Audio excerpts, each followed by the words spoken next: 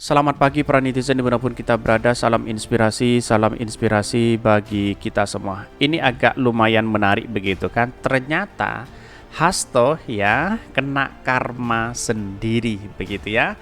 Di tahun 2021 mengatakan bahwa Sekjen PDIP pemulihan one man one vote timbulkan praktek money politik. Ternyata apa yang terjadi selama ini? Wah, begitu banyak bagi-bagi amplop begitu kan, isinya 300.000 katanya di Madura Sumeneb begitu ya.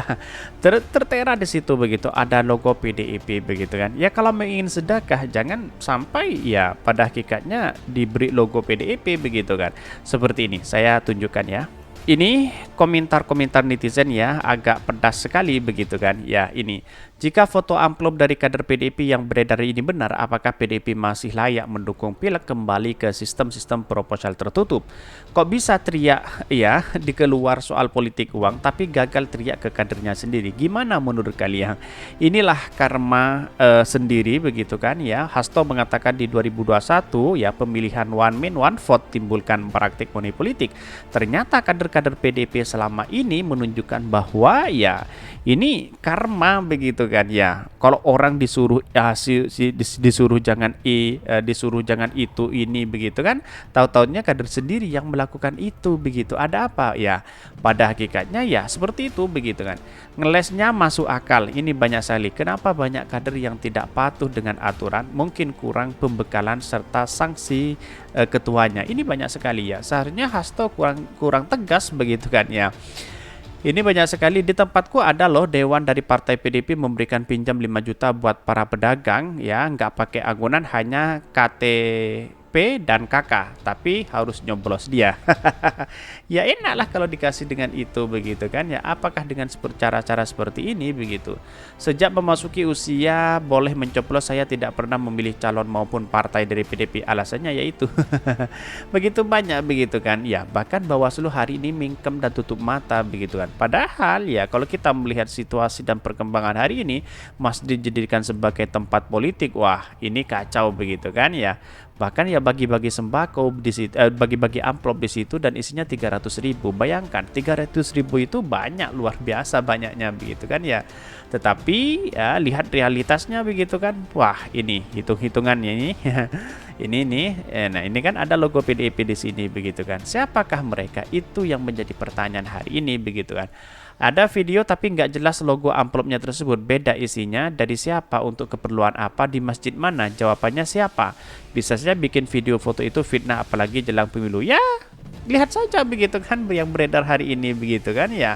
Pada hakikatnya siapa yang memberikan itu begitu. Katanya di Madura ini ya. Yang saya tahu ya itu di Madura, katanya di Madura begitu ya. Banyak sekali ada pro dan kontra di sini begitu kan ya. Pada hakikatnya siapa yang mau disalahkan? Itu yang menjadi pertanyaan begitu kan ya.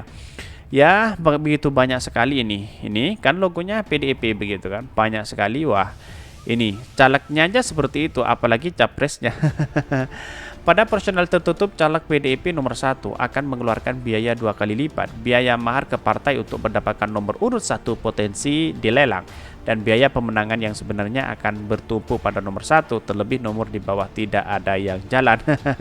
Ini isinya 300.000. Bayangkan begitu kan ya. Lumayan lah buat jajan, buat makan sehari begitu kan ya. Tetapi ya apa namanya, sengsaranya akan diterima selama 5 tahun. Wah, diterima ya bahagia 300.000 begitu kan. Ini mungkin ada karma juga kepada si Hasto ya begitu kan, yang mengatakan apa namanya, jangan memainkan politik identitas dan sebagainya begitu. Tapi tahu-taunya kadernya sendiri memainkan seperti itu begitu ya. Bawaslu pakai kacamata kuda, hanya bisa cari-cari kesalahan Anies tapi nggak pernah ketemu ya. Bahkan piagam koalisi perubahan dikaji ada pelanggaran nggak, pres asing tertawa. Tetapi mari kita baca terlebih dahulu beritanya seperti ini. Ini beritanya ini agak menarik begitu kan. Ada karma kepada Hasto ini tahun 2021 ya. Sekjen PDIP pemilihan one man one vote timbulkan praktik money politik. Dikutip dari tribunnews.com ya, Sekretaris Jenderal PDIP Perjuangan Hasto Kristianto menyebutkan sistem pemilihan dengan one man one vote dapat menimbulkan praktek politik uang atau money politik. Lantas bagaimana dengan kader-kadernya sendiri yang bagi-bagi amplop itu begitu ya? Hasto mengatakan bahwa praktik politik uang telah dirasakan langsung di tubuh partainya, di mana sistem one man one vote saat pemilihan struktur partai cenderung terjadi politik uang. Hal itu disampaikan Hasto saat diskusi publik menimbang sistem pemilu di 2024, catatan dan usulan yang disiarkan di kanal YouTube-nya CSIS. DPDP Perjuangan ketika pemilihan struktural partai dengan one man one vote one fulus terjadi money politik, kata Hasto. Terus apa yang terjadi selama ini begitu kan ya? Kok tidak ada katanya ada pendidikan kader, pendidikan politik dan sebagainya. Kok tidak mempan kepada orang-orang yang terpilih di anggota legislatif begitu kan ya. Melihat langsung potensi dan praktik uang yang di partai berlambang banteng moncong putih itu, Hasto kemudian menerapkan merit sistem dalam pemilihan struktural partai, di mana kader yang akan masuk ke dalam struktur partai harus dilihat dari rekam jejak, hasil psikotes dan melihat bagaimana tes tertulis dengan melibatkan para psikolog dan sekolah partai. Tahu-taunya gagal begitu. Ada sekolah partai, terus mendatangkan psikolog untuk menimbang bagaimana caranya orang-orang itu bisa memberikan kontribusi besar. Tahu-taunya juga nyolong uang rakyat begitu kan ya.